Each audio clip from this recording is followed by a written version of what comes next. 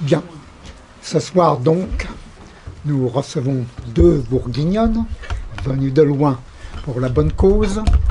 Je les présente par ordre alphabétique. Il y a donc d'abord Stéphanie Bignon, qui a comme caractéristique d'avoir été ingénieure dans les sous-marins, et donc, inutile de vous dire qu'elle a parcouru passablement longtemps les fonds sous-marins. Bien.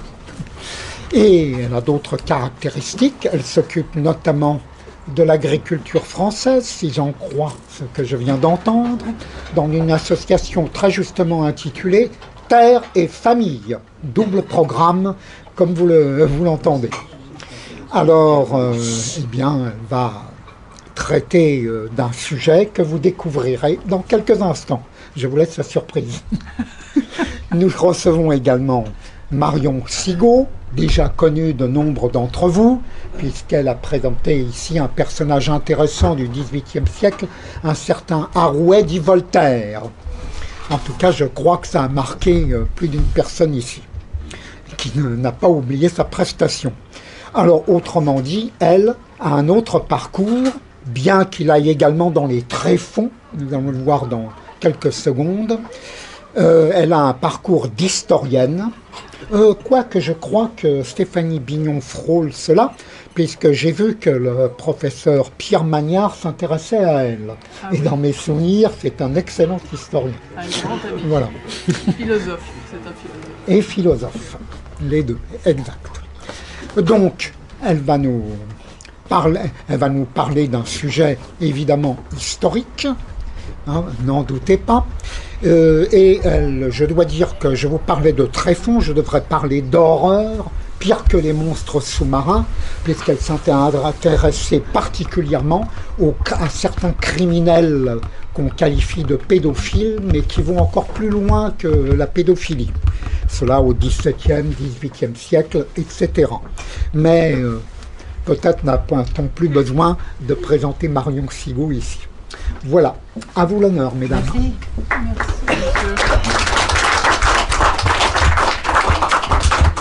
Merci, merci d'être là de nouveau. Je voudrais, avant de commencer à vous raconter ce que j'ai à vous raconter, vous présenter des excuses sur l'horreur du sujet que je vais aborder. Je voudrais vous signaler que je n'éprouve aucune espèce de plaisir à utiliser certains mots et à faire certaines descriptions. J'en suis désolée, on est obligé, quand on veut dénoncer des sujets atroces, de naviguer entre la nécessité de dire les choses et la nécessité de se retenir pour ne pas donner des gages aux pervers. Voilà. Donc je navigue entre ces deux nécessités depuis maintenant plus de 15 ans. C'est très difficile. Je vais dire des choses qui sont vraiment, qui vont vous écorcher les oreilles, comme elles m'ont écorché les yeux quand je les ai lues, et comme elles vont m'écorcher la bouche. Je vais essayer d'aller le plus possible dans la retenue, mais quelquefois je me lâche et quelquefois c'est pas joli à entendre. Voilà. Donc je vous présente mes excuses pour ça. C'est pas moi qui veux ça, c'est le sujet. Voilà. À l'origine de ce que nous allons dénoncer aujourd'hui, il y a un épisode de notre histoire récente qui s'appelle la révolution sexuelle. Qu'est-ce que la révolution sexuelle? La révolution sexuelle est un phénomène d'importance planétaire qui a secoué le monde à la fin des années 1940 et dans le courant des années 1950 à l'issue d'un rapport d'un certain monsieur Kinsey. Ce monsieur Kinsey, Alfred, américain de naissance, a changé la vision que les Américains avaient d'eux-mêmes et de leur sexualité. Cet Alfred Kinsey, qui était chercheur et qui avait une chaire à l'université américaine, a publié 2 rapports qui ont fait savoir aux Américains plusieurs choses absolument traumatisantes. La première est que, contrairement à ce que les Américains croyaient d'eux-mêmes, le vagabondage sexuel était la norme. L'homosexualité était une pratique courante. La fidélité dans les ménages et dans les couples était un leurre. Et l'avortement était une pratique banale. Dans ces années-là, les Américains étaient persuadés, collectivement, d'être chastes, fidèles, de respecter la vie et de ne jamais pratiquer l'avortement qui, de toute façon, était une chose absolument, je ne peux pas dire impossible à pratiquer, mais extrêmement dangereuse. Aller prétendre dans les années 40 et 50 que l'avortement était une pratique banale, c'était avancer la nécessité d'expliquer comment on aurait pu faire tant la législation était sévère. Or, ce que fut le rapport Kinsey, ça a été de dire aux Américains et à la face du monde, tout ce que vous croyez sur vous-même est faux et toutes ces pratiques que vous prétendez dénoncer, vous les pratiquez à grande échelle. Kinsey, Alfred, a inventé et promu à l'échelle de la planète entière l'idée selon laquelle la sexualité humaine peut être et doit être étudiée de manière scientifique, avec des observations et avec des conclusions et avec des rapports et des conclusions susceptibles d'être reproduites, c'est-à-dire qu'il a fait de la sexologie, de la sexualité, une matière scientifique. Alors la sexologie existait avant lui, mais il a inventé la sexologie moderne. Et il a créé l'Institut Kinsey, qui a pignon sur rue aux États-Unis et surtout qui a ses entrées à l'Organisation des Nations Unies. L'ONU reconnaît l'Institut Kinsey comme étant un institut scientifique comment dirais-je, d'utilité publique mondiale absolument important, absolument essentiel. En France, la vague de la révolution sexuelle qui a été déclenchée par les rapports Kinsey, un premier rapport en 1948 sur la sexualité des hommes et un deuxième rapport en 1954, je crois, ou 3 ou 4 dans ces années-là, pour raconter la sexualité féminine. Ce rapport a déclenché aux États-Unis la révolution sexuelle qui est arrivée en France en 1967 avec la pilule.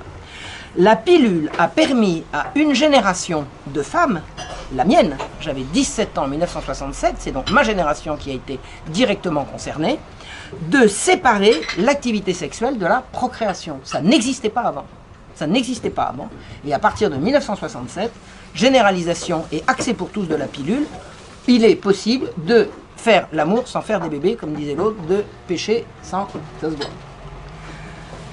L'idée qui a été développée dans ces années-là, c'était « faites l'amour, pas la guerre ». Ça, c'est beau. Excusez-moi, mais c'est beau. Et des gens de ma génération ont trouvé ça beau. Pourquoi? Parce que les années 67-68, c'était la guerre du Vietnam. Donc, la jeunesse de cette époque était abreuvée à longueur de journée de films, d'images, d'abominations sur le front de la guerre au Vietnam, de gens qui mouraient, de familles massacrées, de villages détruits, de populations passées au napalm. Et à côté de ça, on disait « faites l'amour, faites l'amour, faites l'amour ». C'était beau, c'était joli. Cette génération a fourni, par exemple, des très belles chansons. Je me souviens d'une certaine Catherine Le Forestier, la sœur d'un certain Maxime, qui a chanté dans ces années-là une chanson dont je me souviens de l'avoir reprise à l'époque. Elle chantait très bien, elle avait une voix très juste, elle avait des belles paroles et une belle musique, et elle chantait une chanson qui s'appelait « L'amour avec lui », qui se terminait par « cet amour si beau, sans prison, sans lien, sans attache ». C'est ça aussi la révolution sexuelle. On va faire l'amour sans lien, sans attache, c'est-à-dire ce qui va devenir une activité de loisir, qui n'a plus rien à voir ni avec la procréation, ni surtout avec l'engagement ou le couple. Ces années-là nous ont donné des très beaux films, comme par exemple un certain Zabriskie Point, dont je me souviens de l'avoir vu au moment où il était sorti, qui montre une belle jeunesse américaine qui fait l'amour sans lendemain. Magnifique amour, il y a une scène notamment dans Zabriskie Point qui se passe dans un désert. La scène est absolument époustouflante de beauté sur le plan rigoureusement esthétique, qui montre que ces jeunes qui s'opposent à la guerre, à la violence, à des violences policières et à une société de consommation absolument absurde et ridicule sur fond de société qui fait la guerre au Vietnam, c'était toujours la guerre au Vietnam, montre un couple qui va faire l'amour de façon absolument magnifique et ça va se terminer de toute façon par la mort. Donc l'amour c'est sans lendemain et ça fait partie de ce qu'on a inculqué à toute une génération qui a donné les générations suivantes. 1969, c'est également l'année Woodstock, si vous vous souvenez. Woodstock, c'est un lieu à 200 km de New York, dans lequel, pendant 3 jours, des centaines de milliers de jeunes, on dit jusqu'à 500 000, ont été aspergés de LSD par des avions de l'armée américaine au son d'une musique rock complètement ahurissante, pataugeant dans la boue et dans la promiscuité sexuelle. On a appelé ça 3 jours de paix et de bonheur et d'amour. La révolution sexuelle, c'est ça, c'est là que ça a commencé. Et je vous dis, je ne vais pas en être fier, je ne vais pas en être triste, triste je peux, je n'ai pas non plus à en avoir honte, mais c'est ma génération qui l'a pris sur la figure. Et c'était ma jeunesse. Voilà. Cette génération a dissocié le sexe de la procréation. Cette révolution sexuelle a inventé la libération des femmes. On était esclaves, on est devenus libérés. cette génération, cette libération sexuelle a également libéré les homosexuels. Vous en avez forcément entendu parler. Les homosexuels sont des gens rigoureusement opprimés. Ils l'étaient jusqu'à la révolution sexuelle. Et à partir de 1967, 68, 69 vont émerger des mouvements de libération des homosexuels. Et puis, les années passant, on en est arrivé à découvrir la pédophilie. Je vous passe le processus, vous avez compris. 1977, une pétition circule en France pour demander la libération de pédophiles odieusement emprisonnés par une société qui n'y comprend rien, qui veut empêcher les gens de s'aimer, etc. Parmi les signataires de cette pétition, un certain Bernard Kouchner, un certain Jacques Lang et beaucoup d'autres, et entre autres un certain Sartre et une certaine Madame de Beauvoir qui ont odieusement mis leur nom sur cette pétition demandant qu'on arrête de poursuivre des gens qui font l'amour avec des enfants. Des enfants, c'est la suite logique de ce qui précède. 1977, la fameuse pétition. 1996, faisons un bond de 20 ans. Qu'est-ce qui se passe dans cette année-là? On découvre avec horreur la prédation sur enfants. 1996, c'est le congrès de Stockholm, au cours duquel, pendant l'été, la réalité d'enlèvement d'enfants et de viol d'enfants par des sociétés organisées situées au cœur des États.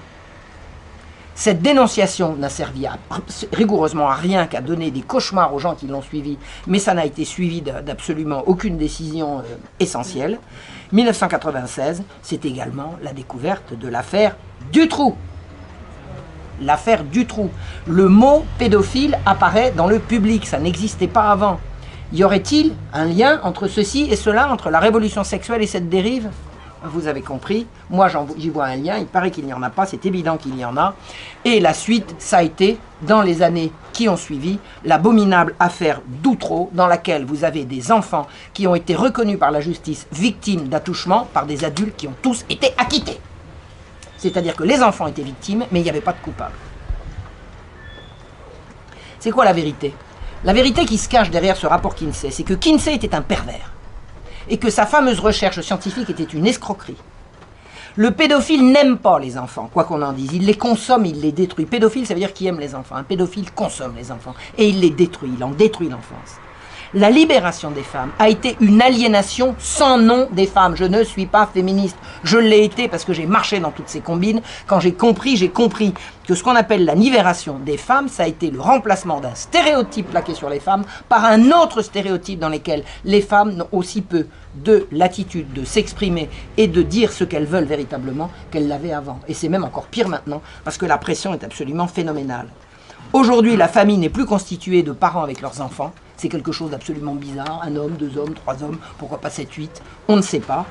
Et surtout, à l'heure actuelle, et c'est, vous n'allez peut-être pas me croire, mais c'est comme ça, on fait la promotion de la sodomie dès l'école maternelle. Vous ne me croyez pas? Eh bien, je vais vous dire. Je vais vous expliquer. Ça, c'est vrai. J'ai découvert un document publié par les Nations Unies.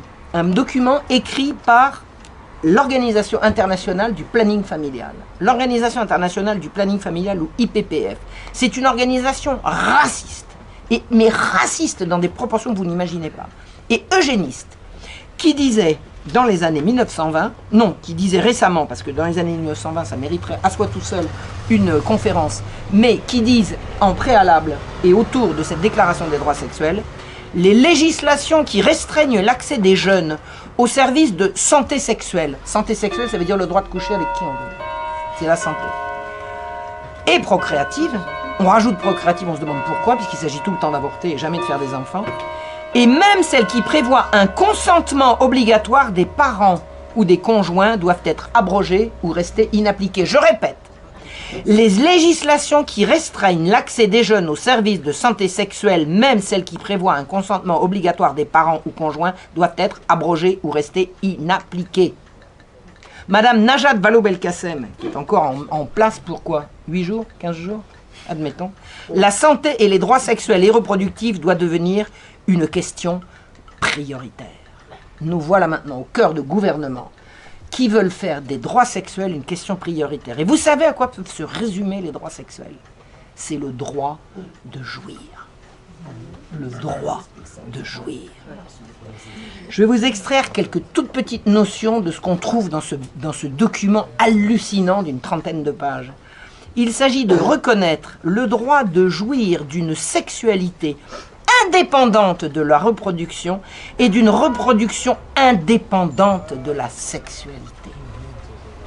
C'est-à-dire que les gens vont avoir des relations sexuelles, et pas uniquement sexuelles, nous y viendrons plus tard, sans aucune incidence sur leur reproduction, et quand ils voudront faire des bébés, ils le feront de façon indépendante de la sexualité. Ça s'appelle la GPA, ça s'appelle la PMA, ça s'appelle toutes ces horreurs-là. Ça fait partie de la déclaration des droits sexuels inventée par le planning familial et promu par les Nations Unies. Et imaginez-vous que ce droit de jouir d'une sexualité, etc., sera reconnu aux enfants, en fonction de leur, je cite, capacité évolutive, c'est-à-dire en fait de leur âge, mais défini nulle part. Les enfants vont avoir des droits sexuels, les enfants vont avoir le droit d'avoir une sexualité indépendante de la reproduction, etc. Écoutez bien la définition qu'il donne de la sexualité. Le plaisir étant un aspect intrinsèque de la sexualité. Ah bon? Ah bon?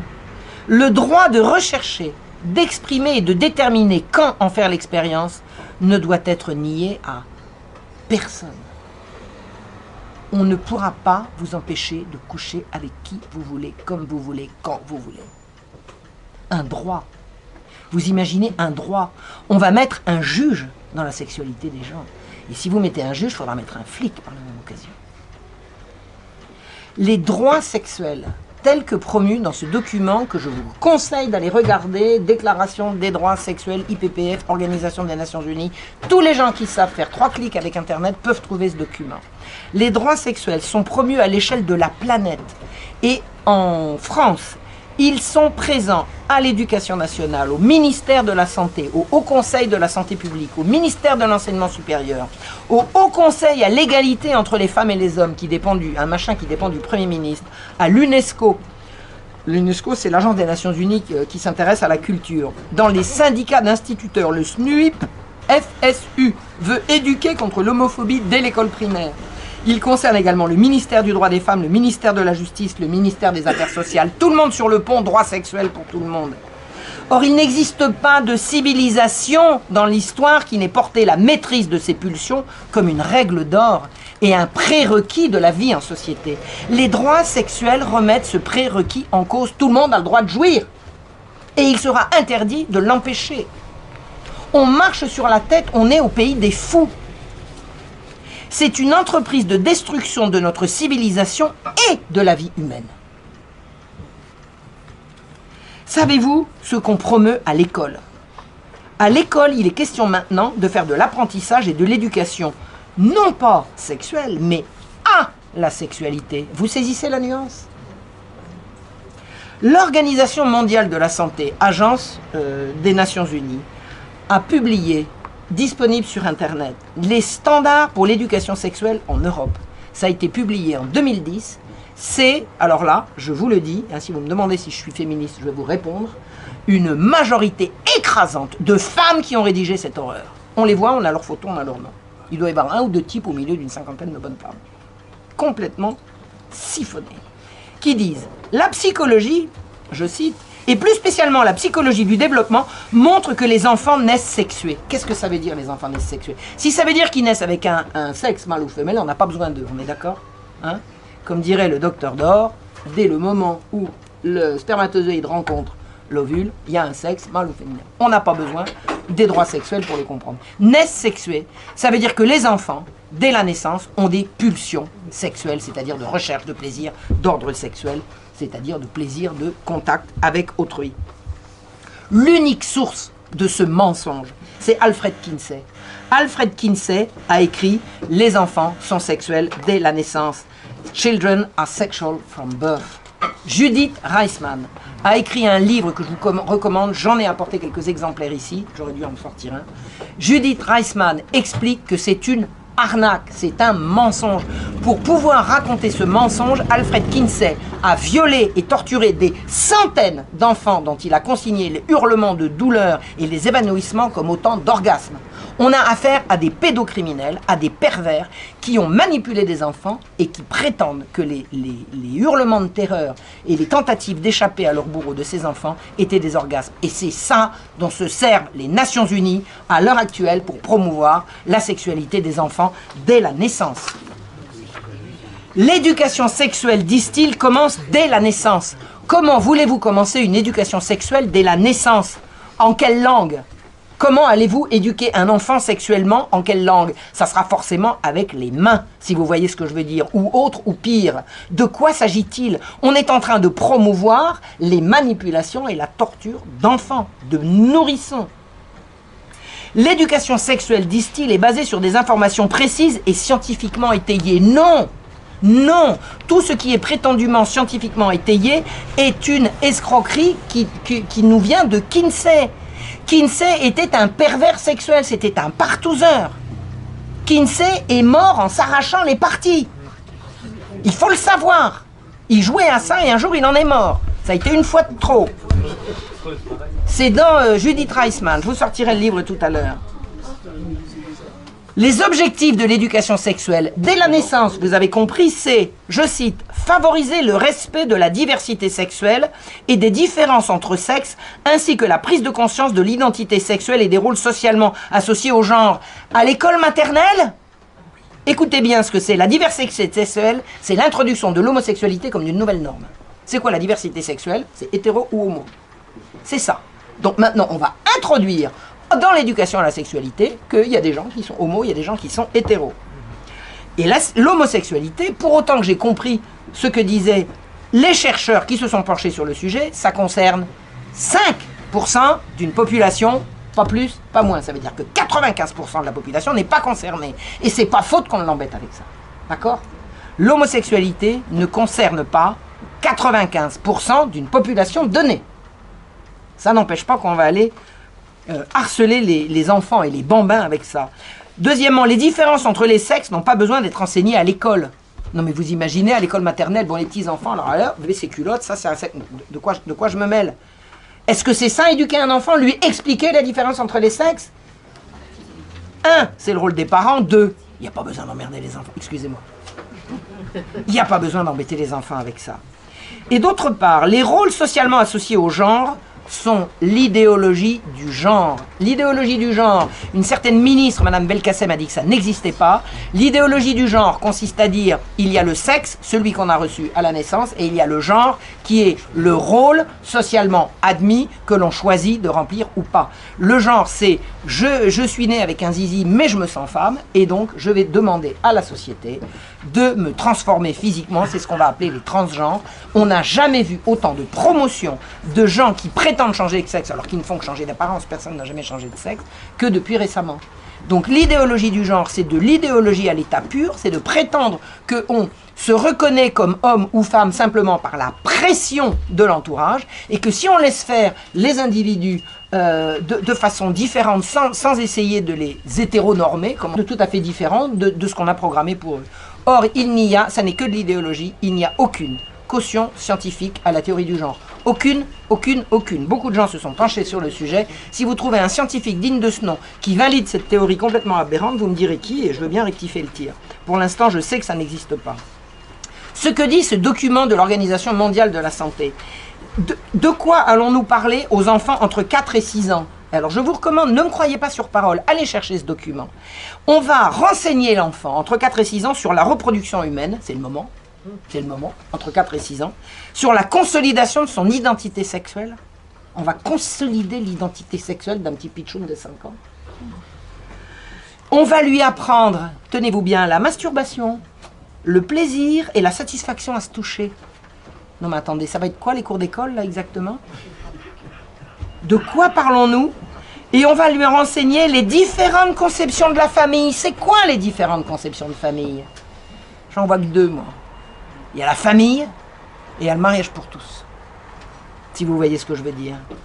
À part le mariage, le pseudo-mariage, entre gens appariés du même sexe. De quoi parle-t-on ici? Et on va enseigner ça aux enfants à partir de 4 ans. Écoutez ça, les relations, je cite, les relations entre personnes du même sexe et le respect des différentes normes en matière de sexualité. On va apprendre à des bambins à partir de 4 ans qu'il y a des gens qui s'appellent des homosexuels et que c'est très vilain de dire que c'est pas bien. C'est ça qu'on va leur dire. On va leur enseigner la conscience de pouvoir choisir. Mon corps m'appartient. Moi, petit bonhomme, petite bonne femme de 4 ans, 5 ans, mon corps m'appartient. Vous savez ce que ça veut dire, mon corps m'appartient? Ça veut dire j'ai le droit de dire non. J'ai le droit de dire non. Ben, si j'ai le droit de dire non, j'ai le droit de dire oui. Parce que si j'ai pas le droit de dire oui, j'ai pas le droit de dire non. Ça veut dire qu'on est en train d'induire que les enfants peuvent éventuellement dire oui. Et c'est l'éducation nationale qui va faire ça. Et on va parler, bien évidemment, du respect des différentes normes en matière de sexualité. À 5 ans! À 5 ans! C'est dans les programmes. C'est dans les programmes. On m'a envoyé du Québec un programme. Je l'ai lu en entier, j'ai été affolé, je vous en ai tiré un élément. Écoutez bien. Dans les programmes d'éducation sexuelle au Québec, qu'est-ce qu'on propose pour les préscolaires? Les préscolaires, c'est l'école maternelle, on est d'accord. Les préscolaires, c'est l'école maternelle ou la crèche. Parce que l'école maternelle, c'est déjà l'école. On va leur apprendre à nommer des gestes qui contribuent à accueillir le bébé dans sa nouvelle famille. Famille nucléaire ou famille monoparentale, famille homoparentale ou adoptive ou reconstituée. On va apprendre à des tout petits enfants que la famille, ça peut être autre chose que papa et maman. Et on va leur apprendre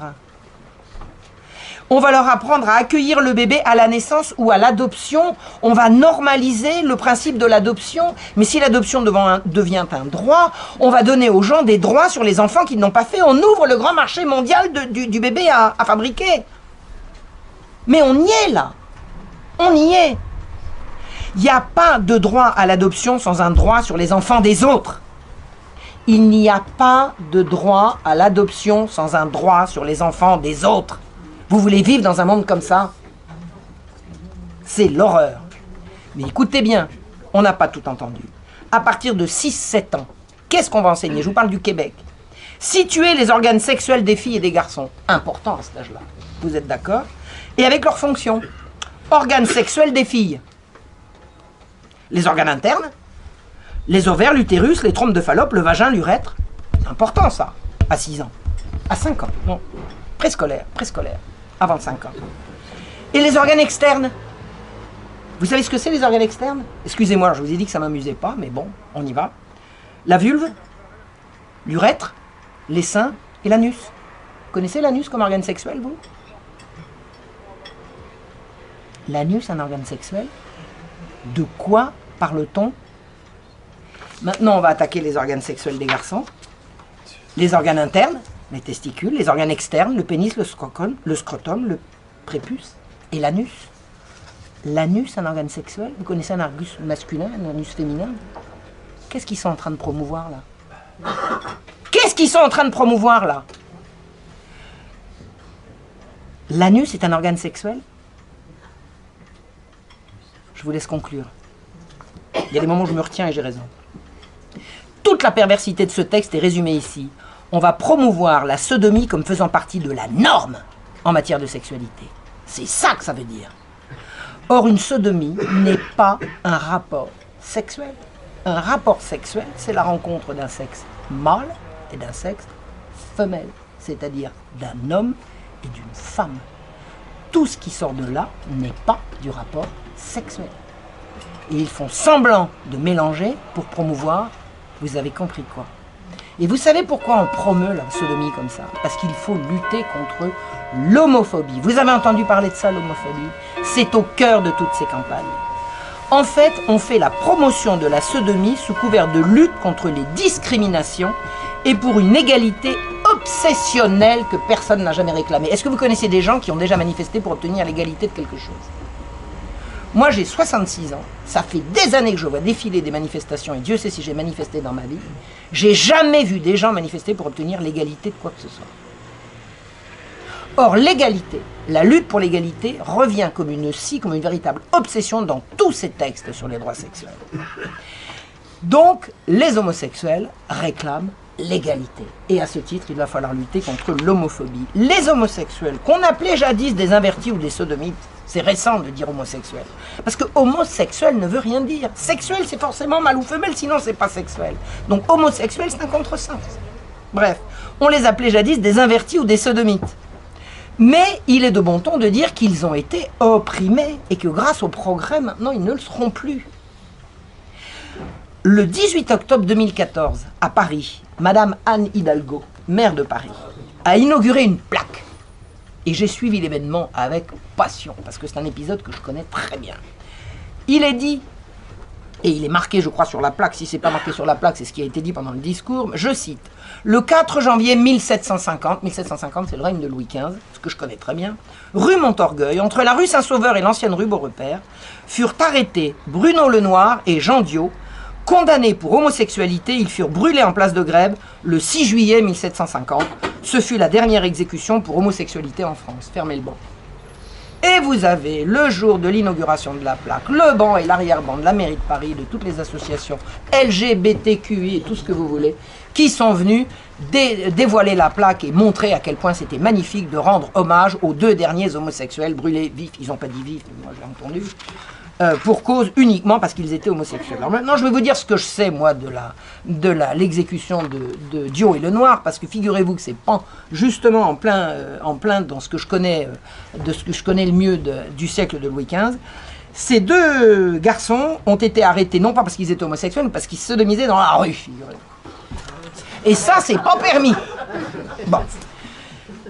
Ils auraient été un homme et une femme, pris à faire la même chose, c'était le même tarif. C'est-à-dire que c'est pas leur homosexualité qui est mise en cause, c'est la sodomie. Qui, depuis qu'il y a des civilisations, condamne et condamné, voilà. Alors, que ça mérite d'être brûlé ou pas, ça c'est un autre débat. Moi je pense que brûler les gens c'est particulièrement atroce et je suis pas forcément partisan, je suis même pas partisan du tout, mais je veux dire, de quoi parlons-nous? C'est pas parce qu'ils sont homosexuels qu'ils ont été brûlés vifs. En plus de ça, ils ont été brûlés morts. Ça, je vous le signale. Si vous entendez dire que des homosexuels ont été brûlés vifs, sachez que c'est pas vrai, on les étrangle avant. C'est comme ça. Et ils ont été exécutés, non pas uniquement parce qu'ils ont été pincés à faire ce qu'ils avaient fait, mais c'est parce que, à cette même époque, et c'est le sujet de mon livre La Marche Rouge, Paris était sans dessus-dessous parce que la police enlevait des enfants et que des soupçons de trafic d'enfants pour des réseaux pédocriminels, on ne disait pas le mot mais la chose était parfaitement identifiable, la population parisienne était sans dessus-dessous et voulait absolument se faire des juges. Donc quand ces 2 sodomites ont été pincés en pleine rue, normalement ils auraient dû être admonestés, fouettés, arrêtés 15 jours à Bicêtre et relâchés dans la nature avec une forte recommandation de travailler pour la police pour pas que ça leur arrive de nouveau, et les choses se seraient passées comme ça. Or, ils ont été exécutés, après avoir été dûment étranglés, pour donner le change à la population parisienne qui disait « les juges protègent les pervers ». C'est-à-dire qu'en fait, Diot et Lenoir ont été exécutés, non pas parce qu'ils étaient homosexuels, mais 1, parce qu'ils sont sodomisés en pleine rue, et 2, parce que les juges ont voulu ne pas paraître trop coulants avec les déviants sexuels, à une période où Paris était en état d'insurrection. Voilà la vérité, ce qu'il faut dire. Et c'est pas ce que dit Madame Hidalgo. Voilà. Donc, partant de ces faux constats, je veux dire, il n'y a pas eu... Moi, tout ce que j'ai étudié de procès d'homosexuels dans l'Ancien Régime, je ne remonte pas au Moyen-Âge, pour moi l'Ancien Régime, ça commence à partir de la fin du Moyen-Âge. L'Ancien Régime, c'est grosso modo 17e, 18e siècle. Toutes les arrestations d'homosexuels et les exécutions d'homosexuels, c'est jamais pour homosexualité, c'est pour viol, corruption de mineurs et pédocriminalité. Voilà. C'est tout. Je ne connais pas. Si vous connaissez un exemple d'homosexuel qui a été condamné uniquement parce qu'il était homosexuel et qu'entre adultes consentants il a fait ce qu'il voulait, vous me donnez son nom et le numéro de dossier. J'irai vérifier. Pour l'instant, j'ai étudié le problème, je n'en ai pas trouvé. C'est-à-dire que tous les gens qui ont été condamnés, c'était pour violence et corruption de mineurs. Voilà. Donc, en fait, ce qu'on fait maintenant, sous couvert de lutte contre l'homophobie, on fait la promotion de la sodomie à tous les étages. Hein, vous avez vu que ça commence à l'école maternelle, où on va expliquer aux gosses qu'un anus, c'est un organe sexuel. En fait, l'homophobie, ça n'existe pas. Ça veut dire quoi, homophobie? Ça veut dire que vous allez être, enfin, passons sur le terme un peu tiré par les cheveux, mais ça voudrait dire que sous prétexte que, imaginons vous n'aimez pas les homosexuels, que vous en êtes phobique. Non, on peut ne pas aimer sans être phobique. Moi, il y a des tas de trucs que j'aime pas et j'ai aucune phobie. Moi, j'ai aucune phobie. J'ai eu un temps la phobie des reins, ça m'a passé, donc je ne souffre d'aucune phobie. Maintenant, il y a ce que j'aime et ce que j'aime pas, et j'aime pas qu'on me mette une étiquette en me disant tu es comme ci, tu es comme ça. En plus, ce qui est dénoncé n'existe pas. Moi, je vis dans une campagne où un couple d'homosexuels s'est fait élire l'un maire de la commune et le deuxième premier adjoint, en pleine campagne. Bon, alors c'est quoi l'homophobie? C'est quoi? C'est où? Ça n'existe pas, les Français sont extrêmement tolérants du moment qu'on ne les agresse pas et qu'on ne vient pas leur faire de l'exhibition. Tout le monde s'en fiche en France. Donc l'homophobie, c'est un truc qui n'existe pas. Maintenant, il y a un truc, il y a une chose qui s'est faite en France en 2004 et qui est particulièrement pervers et pernicieux, c'est ce qu'on appelle la loi Nouchet. Alors, en 2004, un homosexuel qui s'appelle Sébastien Nouchet a été, tenez-vous bien, brûlé vif uniquement parce qu'il était homosexuel.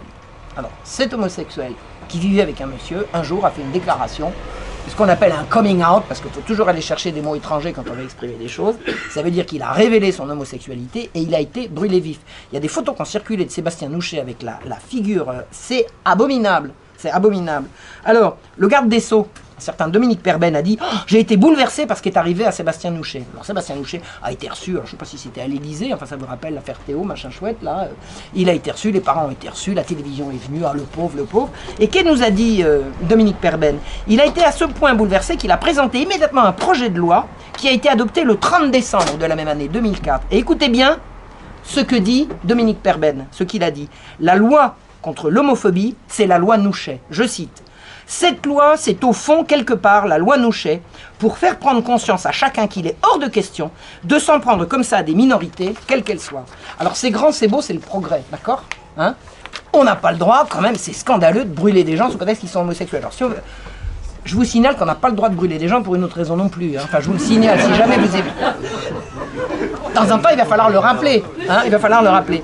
Mais je vais vous expliquer le problème avec la loi Nouchet. Parce que c'est le ministre qui s'en vante. Hein. C'est lui qui dit que la loi contre l'homophobie, c'est la loi Nouchet. Mais écoutez bien, le seul problème dans cette affaire, c'est que l'agression dont a été victime Sébastien Nouchet n'était sans doute pas une agression homophobe. Et non seulement c'était pas une agression homophobe, mais c'était pas une agression non plus. C'est-à-dire que le gars, il s'est brûlé tout seul. Et il a des associations qui sont venues voir en disant on va les raconter que ci, que là. Le gars qui a été mis en prison immédiatement et contre lequel tout le monde s'est rué en disant homophobe, homophobe, etc. Il a été relaxé par la justice, il n'y a aucune charge contre lui. C'est-à-dire que la loi Nouchet est une loi qui est passée sur une arnaque journalistique. Donc désormais, agresser un homosexuel, c'est définitivement plus grave que d'agresser un non-homosexuel. Pourquoi? Parce que... Maintenant, je voudrais également attirer votre attention sur un tout petit truc, parce que là, j'y tiens. C'est Dominique Perben qui a fait passer cette loi Nouchet. Il faisait partie du gouvernement Raffarin sous la présidence de M. Chirac. Alors, pour ceux qui s'imaginent que les vicelards, c'est uniquement du côté des socialistes, je voulais spécifier la chose quand même. Voilà.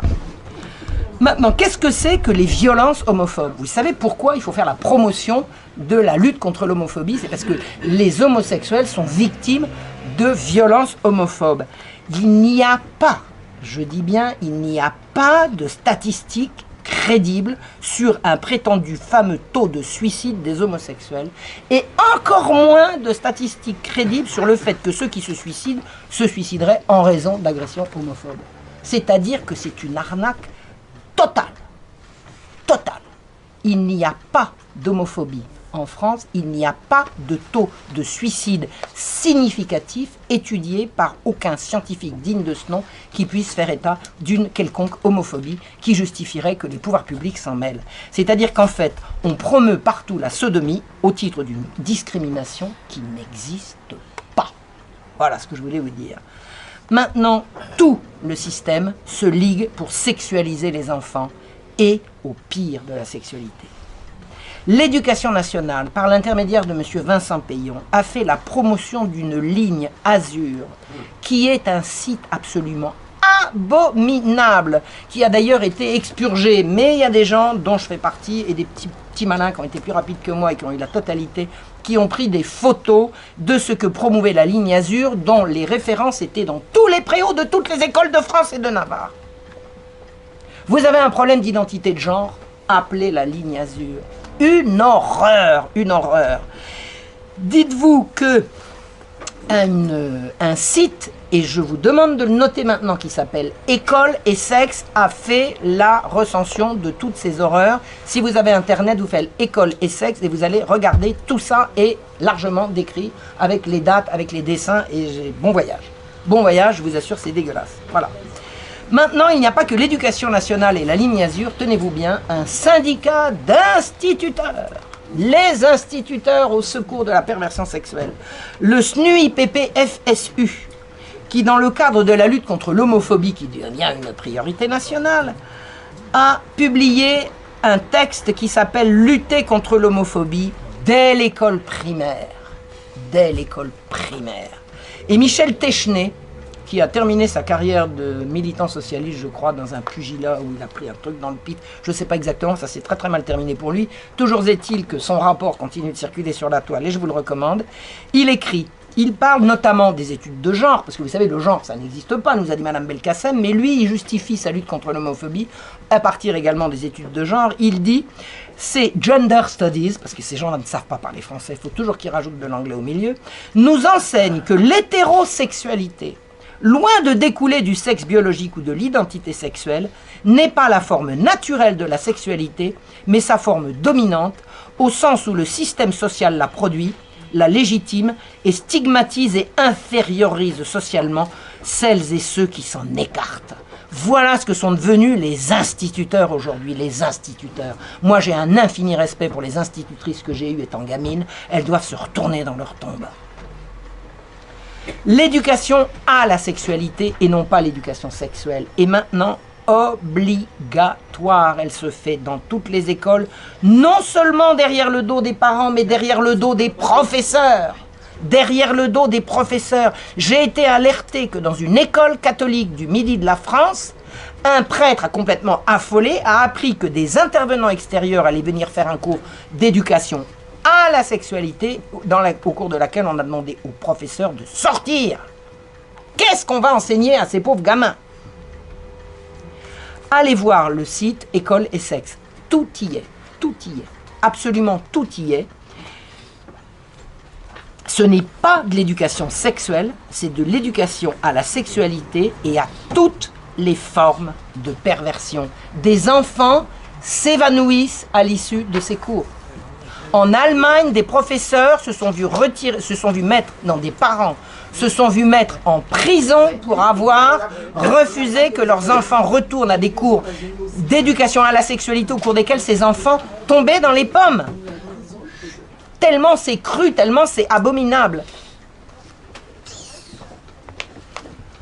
Les droits sexuels. Qui a pensé à parler du droit à la pudeur?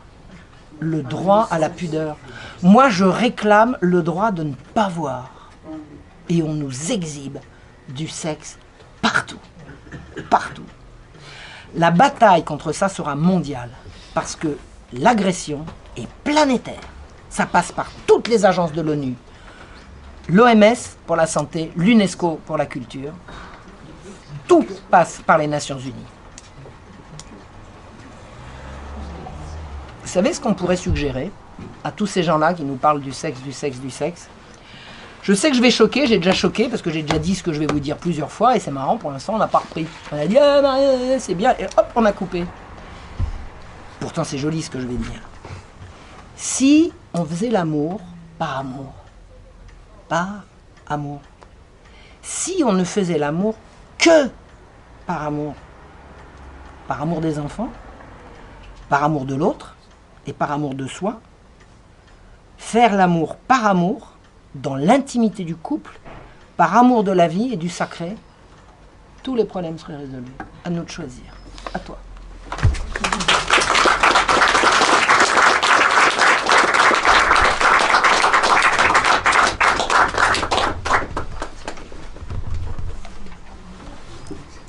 Le KGB est prêt.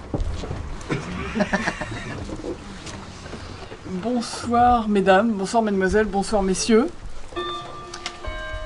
Alors merci à Frère Thierry et au Cercle de l'Aréopage pour cette soirée. Et merci Marion. Difficile de passer après Marion. Alors, je vais vous parler de la chasteté ou le chaos, point d'interrogation. qui est le titre de mon dernier livre, écrit en solo. Là, j'ai trouvé personne pour se lancer dans l'opération. La chasteté ou le chaos, point d'interrogation. Évidemment, il vient assez bien, mais je dirais assez brutalement, après les horreurs qui ont été décrites et qui sont une absolue nécessité. Je crois qu'on doit réaliser à quel point nous avons le devoir de réagir. Très profondément, et très profondément, très ancré en nous-mêmes. Nous avons écrit préalablement avec Anne Brassier un livre qui s'appelait, nous avions écrit ce livre avec Anne Brassier, Cessez de nous libérer, qui parlait de justement ce fameux féminisme qui nous a fait croire à la libération de la femme. Et ce livre a pour thèse centrale le chassé-croisé entre la femme qu'on a éjectée à l'extérieur du foyer pour y enfermer Dieu, finalement. C'est-à-dire qu'aujourd'hui, Dieu est une affaire qui doit rester en famille, en secret, dans le placard à balai. Mais par contre, la femme n'a absolument pas le droit, sous peine d'être une ringarde, d'être une arriérée, de s'occuper de ses enfants, de sa cuisine et du bon Dieu, des prêtres de sa ville ou de son village. Donc, étrange dans notre histoire moderne, puisque finalement c'est l'après-guerre de 14, ce chassé-croisé, 1905, séparation et non pas distinction, ce que nous savons, nous, catholiques, très bien, séparer le temporel et l'intemporel, là, on sépare, on éjecte la femme de son foyer et on emprisonne Dieu dans la sphère privée. Donc, c'était cesser de nous libérer. La suite, la chasteté ou le chaos, c'est une très grande envie d'aller au fond des choses. Alors vous allez me dire c'est naturel, c'est un défaut professionnel puisque je suis allé au fond de la mer. J'aime aller au fond des choses. Je dis souvent d'ailleurs que c'est au fond de la mer que j'ai trouvé la lumière. Puisque j'ai fait ma première communion, j'avais 45 ans. Donc, métier que je pratique encore à travers une jeunesse que j'essaye de former à ce beau métier qui consiste. Donc, en couverture de ce livre, vous avez la Sainte Famille. Ça n'est pas un hasard, on le verra un petit peu après. Et quand je parle de chasteté, je tiens tout de suite à être clair, je ne parle pas de continence absolue, de virginité, pas du tout. Je parle de maîtrise de soi, en fonction de la vocation de chacun. C'est-à-dire que la chasteté du prêtre, ou la chasteté du père de famille, la chasteté de la mère de famille, ou la chasteté de la sœur et de la mère supérieure, ne sont pas à mettre sur un même plan, évidemment, n'ont pas les mêmes exigences. Mais il s'agit, selon sa vocation, de se maîtriser. Alors, il ne s'agit pas non plus de se poser, je fais quelques préambules comme Marion, je ne me pose pas en être parfaite, qui prône la chasteté parce qu'elle est parfaite, et voilà, et qui va faire un exposé moralisateur. Je ne suis pas une moralisatrice, pas du tout. C'est précisément parce que je sais qu'on n'est pas parfait, et je sais combien je ne suis pas parfaite, que j'ai besoin du guide qu'est la Sainte Famille, qu'est le Christ, parce que précisément je sais combien nous sommes fragiles et imparfaits.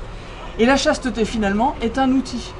C'est un outil de maîtrise de soi. C'est un outil qui nous est donné, qui nous est offert. Et curieusement, cet outil qui devrait nous amener vers l'élévation, on n'en a jamais si peu parlé. Il faut même être assez culotté pour intituler son livre « La chasteté ou le chaos ». J'ai des gens très gentils avec moi, très bien intentionnés, qui me disent « Mais pourquoi tu l'as appelé la chasteté? Tu n'aurais pas pu trouver un autre nom? Je sais pas, moi, la tempérance ou... Ce que je réponds systématiquement, c'est précisément parce que ça vous dérange et précisément parce que c'est un peu difficile pour moi, j'ai préféré l'appeler la chasteté ou le chaos. Tant qu'à faire, autant mettre les pieds dans le plat, voyez? Parce que quand vous parlez de tempérance, vous pouvez vous en sortir par une pirouette. Ça peut être chic de parler de tempérance. Vous pouvez éluder la question charnelle dans la tempérance. Vous pouvez l'éluder. Cette pulsion très forte, puisque c'est l'instinct vital qui s'exprime à travers justement l'activité reproductrice sexuelle, c'est toute notre énergie vitale qui s'exprime. c'est la plus compliquée à dompter. Eh bien, si vous parlez de tempérance, vous pouvez échapper à ce problème-là. Quand vous parlez de chasteté, vous ne pouvez pas du tout échapper au cœur du problème. Donc, encore une fois, pour aller au cœur des choses, en profondeur, je me suis dit que la chasteté, c'était un bon angle d'attaque. Donc, ce qui est souvent dit aussi, c'est, et là je repense à l'exposé de Marion qui est très très clair. Marion dit des choses et dit je vous l'ai dit parce que c'est dans les textes officiels, etc., etc. Je vois de là certaines personnes qui vont dire oui, et puis après, d'accord, c'est dans les textes, bon, c'est pas parce que c'est écrit que ça va donner des conséquences, enfin bon, faut pas exagérer, etc. Alors, je réponds à ces personnes-là qui, il y a 10 ans, il y a 5 ans, auraient imaginé qu'aujourd'hui, on aurait le mariage pour tous. Qui l'aurait imaginé? Je dis à ces gens incrédules, qui aujourd'hui peuvent nous regarder avec des yeux, dire « Mais qu'est-ce que c'est que ces deux folles ?» Ben oui, mais attendez, c'est pas nous qui sommes folles, c'est que l'urgence devient absolument visible. Ne pas le voir, c'est ou être complètement abruti, ou être, je dirais, mal intentionné. Enfin, il y a quelque chose, ou alors d'une lâcheté sans nom, voyez. Donc on ne peut pas ne pas le voir, c'est pas possible. Donc, je me proposerais de faire quand même une légère, bien que Marion est bien décrit par l'observation que nous pouvons faire de notre société, et évidemment ça a été mieux que décrit par Marion Sigaud, mais dans mon livre La chasteté ou le chaos, je fais quand même une assez longue digression sur pourquoi on en arrive à ne pas considérer du tout la chasteté dans nos vies finalement. La chasteté... et là, j'ai eu une conversation avec quelqu'un qui m'est proche, qui m'expliquait avoir lu mon livre et me dire « Je suis tout à fait d'accord avec toi, Stéphanie, mais pas à partir de la page 50, parce que moi, j'ai emmené ma fille voir un gynécologue dès qu'elle a été en âge pour qu'elle prenne la pilule, etc. etc. Et donc, je ne vois pas comment on peut faire autrement, etc. » Et là, je me suis dit « C'est extraordinaire. Cette personne me donne... exactement confirmation que mon livre était absolument nécessaire. C'est-à-dire qu'elle n'a pas cherché à apprendre à sa fille que le trésor qu'elle avait, que cette faculté qu'elle a de donner la vie, d'être habitée par la vie à venir, elle n'a pas pris cette peine-là, elle l'a emmenée chez le gynécologue pour qu'elle prenne la pilule. Vous vous rendez compte? Et je suis sûre que dans la pièce, là, parce que moi, il m'a fallu le temps aussi de réaliser. J'entendais ce discours, je suis pas d'accord avec toi à partir de la page machin. Mais on va apprendre aux jeunes filles, on va les prendre dès qu'elles sont en âge d'éventuellement avoir des... On va leur dire, oh, viens ma cocotte, il faut quand même prendre des précautions. Viens, on va chez le gynécologue pour prendre la pilule bien adaptée à tes besoins, à ta physiologie. Mais attendez voir, on est devenu fou. On est complètement devenu fou. On ne brade pas ce trésor. C'est ça qu'il faut dire aux filles. On ne brade pas ce trésor, mais c'est les chosifier dès le plus jeune âge. C'est en faire des choses. C'est tellement grave que la puissance, et là j'en parle beaucoup dans mon livre, la puissance masculine, c'est une puissance extraordinaire. Vous comprendrez bien que en nous amalgamant tous les uns les autres, on peut tous être interchangeables, tout ce machin, on oublie la faculté extraordinaire d'un homme, la faculté extraordinaire d'une femme. Un homme peut créer la vie peut créer la vie. Donc il y a une puissance chez l'homme et il y a une puissance réceptive chez la femme de transformation, de don d'elle-même absolument extraordinaire. Et c'est d'abord ça qu'il faut expliquer aux adolescents. C'est cette extraordinaire puissance vitale qui est en eux, en tant qu'homme et en tant que femme. Alors, pourquoi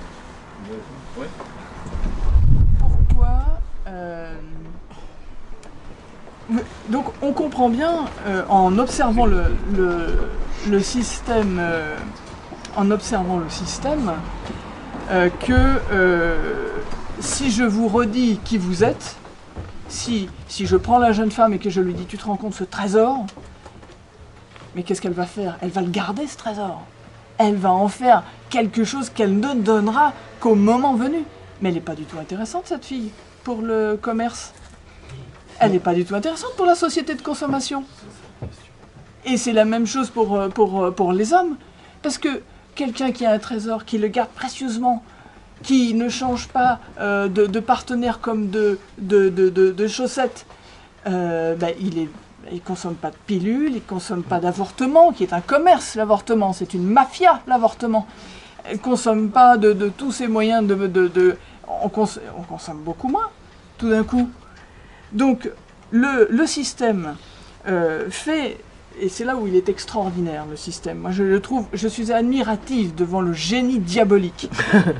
Le génie luciférien, comme dirait le docteur Dor, ce système est luciférien.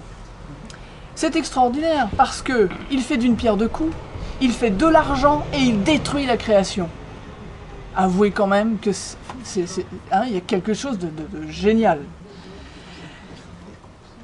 Alors, le système qui arrive, je ne vais pas vous décrire mon livre, ça n'aurait pas d'intérêt, mais je décris comment on en est arrivé là historiquement. Je l'appelle le système serpent. Ce système qui s'insinue et qui finalement nous rappelle aussi la Genèse, et qui va vous prendre à la gorge, qui va vous étouffer. D'ailleurs, je cite dans mon livre un passage que j'ai découvert en regardant les linteaux romans, et j'en ai demandé confirmation à des spécialistes. Je parle de Pierre Perrier. Vous savez, en araméen, Neshama, c'est l'âme. Mais Neshama, c'est la gorge, en fait. C'est la gorge, parce que la gorge, c'est l'interface. On est corps, âme, esprit. Et l'âme, c'est l'interface entre le corps et l'esprit.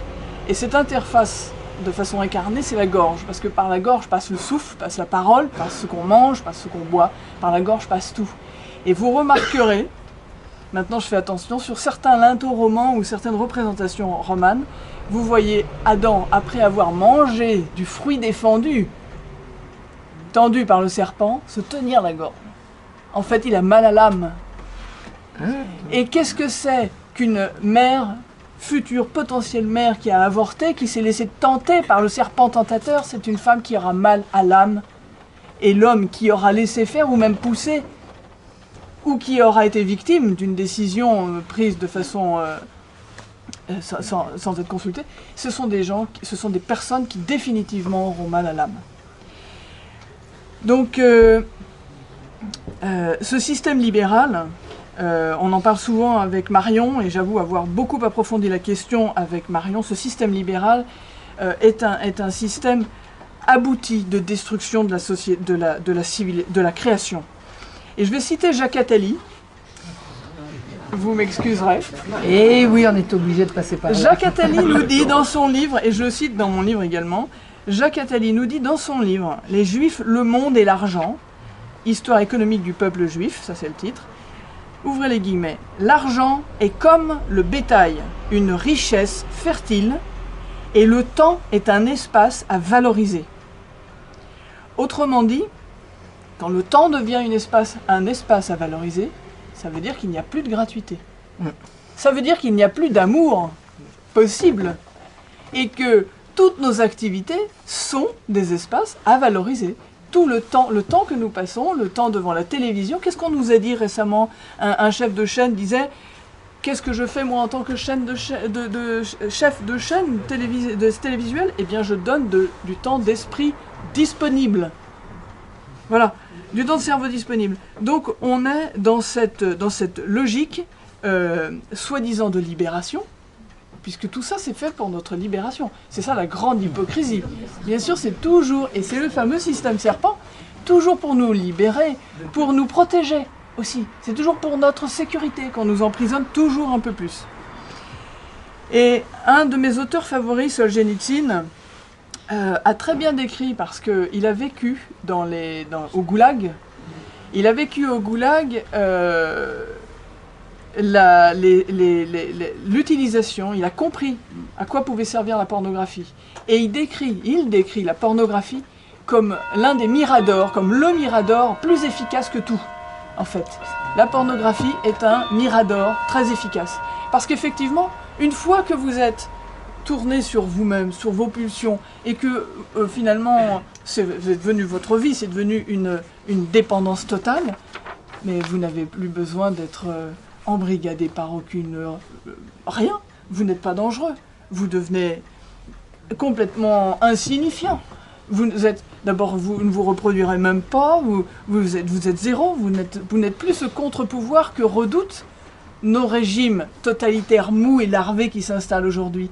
Si vous redéfinissez à une jeune adolescente ce qu'est la puissance d'être une femme, et si vous redites cette chose extrêmement importante à un homme, de cette capacité incroyable qu'il a d'ensemencer, de donner la vie, mais vous redonnez à chacun une colonne vertébrale, et vous reformez des cerveaux, et vous redonnez la vie aux gens, et vous les rendez beaucoup moins perméables à la propagande ambiante. En fait, vous faites renaître l'intelligence. Vous faites renaître l'intelligence en redonnant à chacun la possibilité de vivre sa vocation et d'en être fier. Pourquoi on nous accable comme ça? C'est parce qu'on ne veut plus nous laisser libres de vivre nos vocations, on veut atteindre nos cerveaux et on veut nous rendre carpettes, lavettes, ne sachant plus où nous sommes, de qui nous venons. Pour les mariages, pour tout, de quelle descendance, dans quel pays. Nous sommes hors sol, absolument. Hors sol, oui, en quelque sorte. Mais j'élève du bétail, alors j'ai toujours un peu de... J'aime beaucoup mon bétail. Pas sous la mer, hein, pas sous la mer. Et donc le diagnostic, on pourrait faire, donc là on fait un constat, le diagnostic en fait c'est un immense cynisme. Hein, on a affaire à des gens extrêmement cyniques, et là je crois qu'il faut remonter au très excellent livre de Marion sur le XVIIIe siècle, sur le jansénisme, sur le libéralisme, sur la Révolution française et les préparations à la Révolution française. On a un grand cynisme. Je vais citer Rousseau, je suis esclave par mes vices et libre par mes remords. C'est extrêmement cynique ça, vous voyez. On sent déjà, c'est incroyablement malsain. Il dit aussi, l'homme est né libre et partout, il est dans les fers. Mais oui, bien sûr, il est partout dans les fers. Et surtout s'il est embrigadé par ses propres pulsions. Il est dans les fers. Mais s'il vise la chasteté comme moyen d'élévation, alors il va sans cesse se libérer. Il va s'élever. Il est sans cesse dans les fers, certes, oui, si il reste prisonnier de ses pulsions, de ses plaisirs et de la recherche du plaisir. Diderot, je le cite aussi, si la raison, c'est assez connu ça, si la raison est un don du ciel, et que l'on en puisse dire autant de la foi, le ciel nous a fait deux présents, incompatibles et contradictoires. C'est-à-dire qu'il met en opposition raison et foi. Là, on comprend pourquoi on en est là. C'est dramatique. Hein, c'est que, en fait, si vous êtes un être raisonnable, vous n'avez pas la foi. Enfin, c'est ridicule d'avoir la foi. C'est complètement incroyable. Au XXIe siècle, avoir la foi. Non, mais enfin, c'est fou. Vous êtes tous des arriérés, hein, moi je vous le dis. Alors, il y a une autre citation beaucoup plus récente, parce que là, c'est juste pour montrer qu'il y a une continuité impressionnante. C'est que Emmanuel Valls a dit « Ayons foi dans la science, dans l'avenir ». Mais comment peut-on avoir foi dans la science? Comment peut-on opposer science et foi? C'est quand même culotté quand on sait que les plus grands chercheurs agronomes, les plus grands scientifiques, les plus grands ont été des moines, ont été des hommes d'église. Donc on ne peut pas opposer science et foi. Donc ces gens-là nous poussent tranquillement, si on n'y prend pas garde, sur des voies sans issue. Ils nous poussent contre le mur, ils nous adossent au mur, ils nous donnent plus aucune chance d'élévation. Quand vous avez dénigré la foi et que des générations l'ont imbibé en eux-mêmes, leur cerveau en est intoxiqué, la foi est une chose ringarde. La vie spirituelle n'existe pas. Et d'ailleurs, je citerai Bernanos qui dit qu'on ne comprend bien, on On ne comprend rien à la civilisation moderne si l'on n'admet pas d'abord qu'elle est une conspiration universelle contre toute espèce de vie intérieure. Oh, c'est bien. Voilà. Hein? Donc on n'a rien compris. Si vous voulez, je répète. On ne comprend rien à la civilisation moderne si l'on n'admet pas d'abord qu'elle est une conspiration universelle contre toute espèce de vie intérieure. Effectivement, on nous endort. Alors, je dirais que grâce à mon ami le professeur Magnard, j'ai découvert quelqu'un de très peu fréquentable, mais c'est intéressant de savoir d'où vient le mal, comme il est intéressant de connaître Kinsey. D'ailleurs, une vidéo est disponible sur YouTube, puisque Judith nous a fait l'honneur de venir en France à la sortie de son livre, édité par Contre-Culture, qui s'appelle donc Kinsey, la face cachée de la révolution sexuelle, et cette vidéo est disponible sur Internet. Hein. Elle est venue à Paris, donc c'était au mois de décembre dernier. Donc, oui, mon ami le professeur Magnard m'a fait découvrir les horreurs de Gilles Deleuze. Et Gilles Deleuze, c'est quand même fascinant. Il nous parle du corps sans organes. Alors vous allez me dire, quel rapport? Où est-ce que je vais en venir? Mais je vais vous dire, le corps sans organes n'est nullement le contraire des organes, dit-il. Mais ses ennemis ne sont pas les organes, l'ennemi c'est l'organisme. Et donc, c'est-à-dire que, en fait, ce qui nous explique tranquillement, c'est que tous les organes doivent pouvoir se suffire à eux-mêmes et être utilisés pour eux-mêmes, pour le plaisir. C'est-à-dire qu'on va vers l'être tout érogène. On va vers l'être tout érogène. Donc, en fait, il nous dit que... alors je vais vous lire complètement parce que c'est assez énorme et il faut quand même aller jusqu'au bout de la question. Attendez, je suis perdu, je reviens. Hop là. Je vais vous lire ça parce que c'est assez édifiant. Alors, c'est-à-dire une organisation des organes qui leur attribue une fonction fixe. La cohérence de l'activité des organes doit permettre la santé de l'individu. Donc ça, c'est moi qui le dis, c'est ça, hein, on est d'accord. La santé est un équilibre qui permet à l'individu de se maintenir dans l'existence. Mais le corps sans organes propose au contraire, donc là c'est plus moi qui parle, propose au contraire, dans un spasme chaotique, de marcher sur la tête, chanter avec les sinus, voir avec la peau, respirer avec le ventre, chose simple, bien sûr, hein, entité, corps, plein, voyage immobile, anorexie, vision cutanée, yoga, j'ai du mal à lire ça parce que ça ne me colle pas à la peau, vous voyez. Krishna, l'homme, expérimentation, enfin, voilà le langage de Gilles Deleuze. C'est-à-dire que tout l'organisme doit devenir érogène. Tout l'organisme, donc l'anus évidemment. Vous voyez. Donc, et alors, vous allez... Donc tout l'organisme devient effectivement érogène. Et il rajoute, comble du cynisme, qu'il faut déchristiser le corps. Déchristiser le corps. Déchristiser le corps. Alors, pourquoi déchristiser le corps? Et vous remarquerez que le Christ est chaste. Saint Joseph est chaste. Notre très sainte Vierge Marie est chaste. Il faut déchristiser le corps. Il faut rendre le corps tout érogène. Ignorer les organes, le désorganiser. Mais c'est assez intéressant parce que organisation, société organique, nous sommes organisés parce que nous avons des organes. Nous avons un organe déjà intemporel et temporel, par exemple. Ce que je veux dire par là, c'est que on ne sépare pas les organes. Si j'ai une rate qui ne communique pas avec le foie, avec mon système digestif, ma rate, elle ne sert à rien. Et à terme, tout ça, ça meurt. Donc, je distingue, par contre, je ne mélange pas. C'est pas non plus, la rate et le foie ne sont pas le même organe. Et donc, on assiste bien dans notre civilisation à une séparation des institutions, une séparation de l'homme et de la femme, des jeunes et des vieux, des pauvres et des riches. On assiste bien à ça, pour finalement aller vers la mort du corps social, du corps organisé. Donc, encore une fois, pour appuyer ce que disait Marion, c'est que ces gens-là, notre ami, c'est entre guillemets, hein, Gilles Deleuze, il est mort en 1995, il est né en 1925. Quand il a dit ça, tout le monde s'est gossé, tout le monde a beaucoup ri. Mais aujourd'hui, où tout le monde aurait beaucoup ri à cette époque-là, mais aujourd'hui, on y est. On a bien déchristisé le corps social de notre société.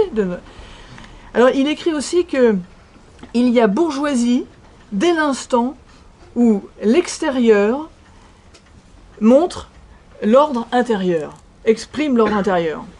Voilà. Donc dès l'instant où vous montrez à l'extérieur que votre organisation, en quelque sorte, il parlerait de préjugés, n'est-ce pas? C'est bourgeois, ça.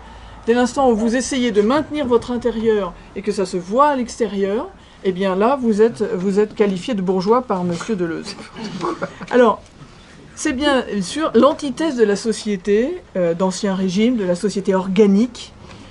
On comprend, c'est vraiment le fruit, pour moi c'est le fruit complètement abouti, c'est la désorganisation complète de la société jusque dans ses tréfonds.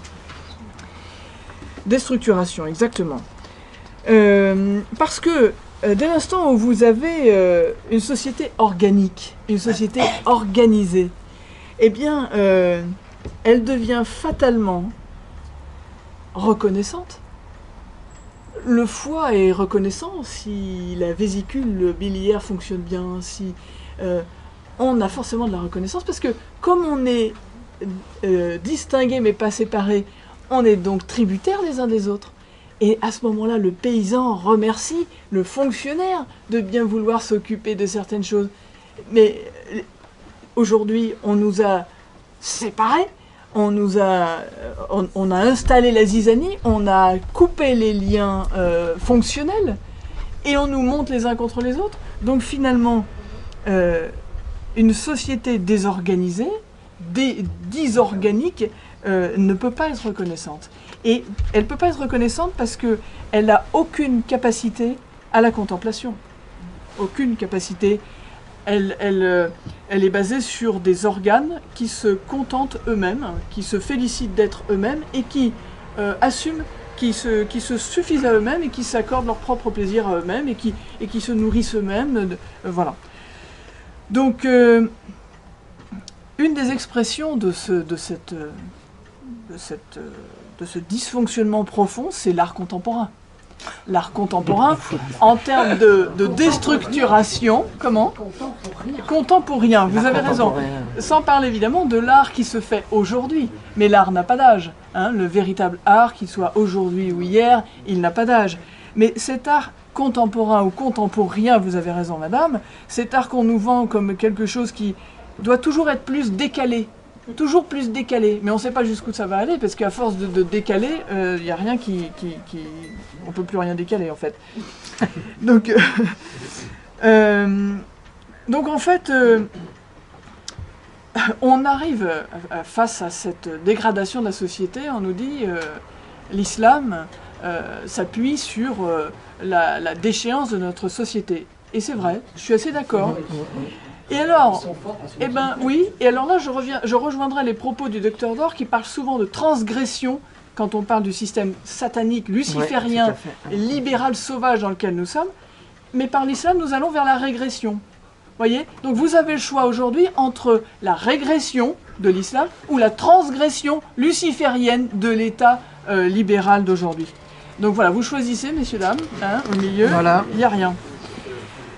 Alors, le remède, parce qu'il y a un remède, eh bien ce remède, je cite souvent par 2 reprises Francis Bacon, que j'aime assez comme homme de lettres, pas moins comme homme politique, mais qui dit qu'on ne commande à la nature qu'en s'y conformant. Hein, c'est donc pas la peine d'aller chercher plus loin. Et puis je vais citer Madiran aussi dans la revue itinéraire numéro 76 de 1963. Et oui, j'ai quelques archives. Alors, donc Madiran, à qui je pense, s'il nous regarde de là-haut, et que je remercie parce qu'il m'a beaucoup aidé, il m'a beaucoup lancé dans l'écriture. Il m'a dit « Allez-y Stéphanie, il faut que vous écriviez ». Vous voyez, donc je lui rends hommage. La dignité de l'homme vient de ce qu'il a été créé à l'image de Dieu. Mais c'est dans la contemplation et l'action inspirée par la contemplation que cette ressemblance est la moins lointaine. Respecter la dignité de l'homme, c'est respecter, éduquer, aider son aptitude à la contemplation. Ce souci est étranger à ce que l'on appelle le monde moderne. Et à toutes les autres religions, indépendamment du christianisme. Exactement. Alors, c'est pas la reconnaissance de la personne. Exactement. C'est ma conclusion, madame. Vous, moi, j'ai ma conclusion. Dis-la quand même. Mais vous pouvez juste ajouter non, mais bien sûr. que le catholicisme a beaucoup de succès en mais Chine bien sûr. parce qu'ils sont considérés comme des personnes. Mais bien sûr, absolument, absolument. Non, mais je... Et alors, je voulais faire une allusion, je vous rejoins complètement, madame, parce qu'effectivement, j'en parle après, mais comme ça, ce sera fait. Et donc... mais non, au contraire, c'est parfait. Oui, je voulais dire que on a des outils incroyables quand même pour les enfants, l'éducation. J'ai découvert grâce à un prêtre et à mes petits-neveux un film qui s'appelle Le Seigneur des Anneaux, que vous connaissez bien. Non, j'ai pas vu, moi. Mais que Claire connaît très bien, Claire Colombide connaît bien. Mais Le Seigneur des Anneaux, c'est un hymne à la chasteté. Parce que Frodo, qui transporte l'anneau, pourquoi il est choisi? C'est parce que c'est l'être le plus chaste. Donc potentiellement le moins tenté, le moins tentable, et c'est lui qui transporte l'anneau. Donc il y a moyen de se raccrocher à des choses. Vous voyez, tout n'est pas complètement vicié. J'ai découvert cette histoire récemment. Donc je crois qu'on peut trouver des appuis. Et puis aussi dans Le Seigneur des Anneaux, à un moment donné, il est dit, alors qu'ils sont en résistance, on est d'accord, hein, c'est la lutte, c'est une lutte eschatologique, donc c'est la lutte du bien contre le mal, contre les deux tours, contre le grand œil, hein, n'est-ce pas, si vous voyez ce que je veux dire, hein? Eh bien, à un moment donné, la rébellion naît, et il est dit, les feux d'alerte s'embrasent, et l'espérance revient. C'est fabuleux. Eh bien, je pense que nous sommes des petits feux d'alerte et nous allons nous embraser et l'espérance va revenir, c'est incontestable. Et nous avons aussi une adhérente de Terre et Famille, puisque je suis président et fondatrice de Terre et Famille, une de nos adhérentes qui est au Brésil et qui va revenir en France et qui nous a dit, vous savez, c'est en France que la grande bataille aura lieu. Si la France se lève, le monde pourra se relever. Et j'y crois, je crois très fort dans cette vocation. C'est bien vrai. Voilà. Alors, dans le livre, je vais peut-être aller un petit peu plus vite là maintenant, dans ce livre, La chasteté ou le chaos, il est évident que je remonte à la Genèse, je remonte à Adam et Ève, que si Ève a été donnée à Adam, c'est pas seulement pour faire le ménage, hein, quand Dieu crée Ève, c'est pour lui donner une aide, mais pas une aide ménagère, vous voyez, c'est sur le plan spirituel qu'il faut prendre la chose, on je le dis parce que... il faut le rappeler, de temps en temps. Et alors, pour en revenir à la sodomie quand même, qu'est-ce que c'est finalement que la sodomie? C'est terrible la sodomie, parce que j'en parle dans mon livre, et je cite le passage sur Sodome et Gomorrhe. Parce que c'est très clair, il faut le relire, le passage de Sodome et Gomorrhe. Ouais. C'est le péché absolu, la sodomie. Et pourquoi? C'est violer les anges. Alors, oui, mais... Alors, moi, j'ai été plus concrète que ça, on va dire, plus terre-à-terre. C'est mon côté paysan, ça. C'est que finalement, c'est Adam qui refuse Ève. C'est Adam qui refuse Ève. C'est terrible. C'est la création s'arrête. C'est le cadeau qui a été fait à Adam qui est refusé, la sodomie, finalement. Vous voyez, donc, la pratique, en fait, entre sodomites, vous voyez, c'est Sodome et Gomorrhe, quand on relit Sodome et Gomorrhe, c'est extrêmement impressionnant. C'est extrêmement impressionnant parce que c'est le châtiment absolu contre le crime absolu. Vous voyez, la sodomie. Donc je développe un petit peu effectivement ces choses-là, et donc je voulais dire aussi que nous sommes dans un système qui nous a dit et redit, parce que Jacques Chirac nous l'a dit, mais d'autres nous l'ont dit ensuite, je dirais quasiment tous les hommes politiques aujourd'hui en compétition, je ne sais pas si... Enfin bref, que la loi civile est au-dessus de la loi morale. Donc c'est gravissime, parce que ça, avec ce fichu laïcisme mis à toutes les sauces, c'est quand même ce qu'on nous vend. C'est qu'il n'y a pas de loi morale au-dessus de la loi civile. Donc là, attention. Attention à ce que nous allons vivre, à ce qu'on ne nous donne pas le choix de vivre d'ailleurs, puisque ce système républicain est complètement clos et empêche toute transcendance, puisque il est complètement narcissique. C'est un système pervers, narcissique, qui s'adore lui-même, un système luciférien. Et je citerai aussi Jean-Marie Le Mennet, qui a dit une phrase assez fantastique. Il a dit « Une loi contre nature n'existe pas ». Et enfin, pour terminer, vous savez que alors, oui, je vais m'arrêter là. Mais pour terminer, vous savez que le 23 avril, c'est la Saint-Georges. Et la Saint-Georges, qu'est-ce que dit Saint-Georges à Dioclétien? On est au IVe siècle. Il lui dit, alors que Dioclétien lui dit, c'est l'empereur, on est en pleine persécution, très grave, très, très douloureuse, et Saint-Georges décide de tout laisser, fortune, esclaves, tout, il laisse tout, et en signe de rébellion, de réaction contre ce qu'impose l'empereur. Et l'empereur lui dit, mais enfin non, tu peux pas faire ça, Saint-Georges, tu auras les honneurs, les prébendes, etc. Mais abjure, renie le Christ. Et là, Saint-Georges répond à Dioclétien, « Ton règne se corrompra et disparaîtra rapidement sans te procurer aucun profit, mais ceux qui offrent un sacrifice de louange au roi des cieux régneront avec lui pour l'éternité. » Voilà. Amen.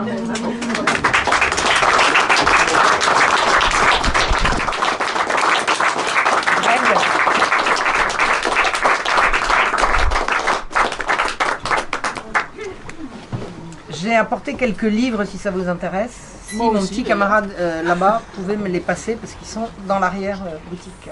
Et vous aussi. Voilà. Oui, j'ai quelques livres également aussi. Alors je suis très heureux de cette conférence. C'est un sujet très important. Et il faut voir qu'on vit un combat apocalyptique, oui, par certains aspects. Et si on est chrétien, revenir à l'Ancien Testament, la haine entre le serpent et la femme. Quelle est la vocation de la femme? Qu'on soit chrétien ou païen, un vrai païen. Je parle Cicéron, l'Antiquité grecque, latine. Être vierge, mère ou épouse. Et si on n'intègre pas en fonction de son état de vie ces trois éléments, on est un déchet. Et nos sociétés ne se relèveront que si on restaure la dignité de la femme, on refuse sa chosification. Alors c'est tout l'héritage, bien sûr, du XVIIIe siècle, de Derrida, de la déconstruction. Et pensez à un auteur, un grand philosophe belge, Marcel Decoorte, qui notait, juste après-guerre, que la crise philosophique de notre époque, le refus de l'altérité, amenait à une pensée homosexuelle. Alors qu'à l'époque, il y avait quelques tarlouses, mais enfin, ils se cachaient. Ça ne se propageait pas comme la vérole comme aujourd'hui. Une société ne se relève que par le don total de soi. Et je vais citer une réflexion qui me revient à l'esprit, de Baudelaire. Il y a de nobles sur terre que le poète, le prêtre et le soldat. L'interprète des dieux, l'homme qui sacrifie, et l'homme qui sacrifie se sacrifie. Tout le reste est fait pour le fouet. Eh ben. Et j'ajouterai une autre réflexion de Baudelaire dans ses notes intimes, où il dit que le bourgeois mangerait avec volupté un poète rôti, mais que sa femme, il serait capable de la vendre pour préserver son coffre-fort. Et on voit très bien notre société aujourd'hui où pourquoi y a-t-il tant d'invertis? Parce qu'il n'y a plus vraiment de femmes. La femme, c'est théoriquement la sentinelle de l'éternité, comme disait un certain pontife romain. Donc si on ne restaure pas les vertus militaires et familiales, mais on est fait pour l'esclavage, c'est-à-dire les projets que vous avez évoqués, mondialistes. Et il faut savoir qu'un certain Soros était prêt à subventionner largement et grassement, et qu'il a même, il faut être prudent là-dessus, subventionné certains cardinaux pour réorienter la pastorale romaine en faveur de l'écologie et de mettre la pédale douce sur certaines questions délicates, disons. D'ailleurs, si on remarque certaines encycliques, même sur l'écologie humaine, on en parle très peu. Très peu. Donc le combat de demain, c'est quoi? C'est un combat pour notre survie. Et comme le disaient mes bons amis, vieux camarades de faculté, Bruno Gollnisch, la réaction, c'est la vie. Il ne s'agit pas de se gargariser de mots, de s'épouvanter devant les horreurs.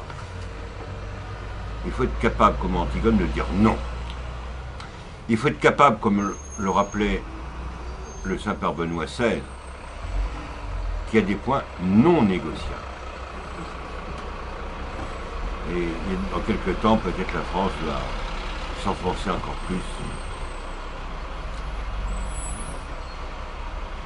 Et il faut se rappeler aussi que vous avez parlé de la chasteté, de la virginité. Ces deux notions sont étroitement liées. Dans l'Église primitive, la virginité était le soutien du mariage chrétien. Or, quand on voit aujourd'hui ce qu'est devenu la vie consacrée, et on peut se rappeler une phrase de nos maîtres de la contre-révolution: un clergé saint fait des gens médiocres, un clergé médiocre c'est des païens. Aujourd'hui, on n'a même pas un clergé médiocre. J'en ai assez dit. Non, je vous en prie. Alors, je vous en prie, venez, c'est très important. Il ne s'agit pas, vous voyez, d'écouter une conférence et de se faire plaisir. C'est pas un cercle mondain ici, c'est un cercle de combat.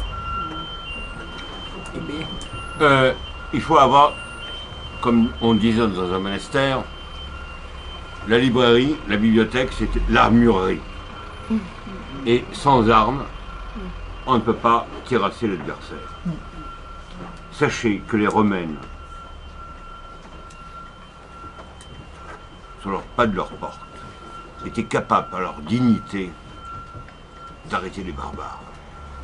Relisez Quincurse, Tite-Live, Tacite. Imaginons demain, quand les secondes chances pour la France enverront certains de nos départements au nom de je ne sais quelle charité mal comprise. La collaboration horizontale ne date pas de 1945. C'est tout, j'en ai assez dit. Dans beaucoup d'ethnies en Afrique, de façon traditionnelle, quand il y a la guerre, la première flèche doit être envoyée par une vierge. Si on veut avoir la victoire. On peut dire aujourd'hui qu'il n'y a rien de nouveau, puisque c'est le combat des Boras contre les Corias. Et nous devons être les Corias. Absolument. Écoutez, vous permettez de dire un mot. Je vous invite tous, autant que vous êtes, à venir le samedi 13 mai à Port-Royal. Nous y retournons, je crois, pour la 25e fois. Et c'est probablement un centre d'avortement le plus important de Paris et de France. On a des raisons de le penser. Et donc nous prions sur place. Alors je vous invite le samedi 13 mai, 14h30. Port-Royal, ce n'est pas une station de métro, c'est une station RER B. Nous prions pendant 2 heures là, combat eschatologique. Voilà. Nous prions. Non, c'est pas Et nous informons. Vous êtes tous invités et merci de m'avoir permis de le dire. Et merci pour la belle tenue de cette conférence. Merci beaucoup. Merci, docteur Doran.